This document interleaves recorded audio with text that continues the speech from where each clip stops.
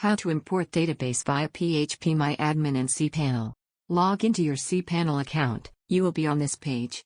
Go to the Databases section and click on the phpMyAdmin icon. On the left side of this interface, click on the database in which you want to import the database file. A window opens on the right side. On the top bar of this window there are different options to perform different operations on the database. Go and click on the Import option. Some boxes are already checked to complete the import process. You may uncheck them as per your requirements.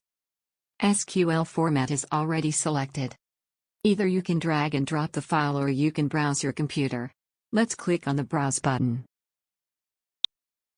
It opens a browsing window for the computer. Go and click on the file you want to upload.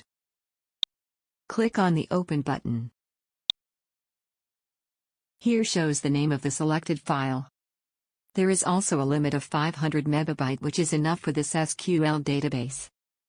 Now scroll down and click on the Go button.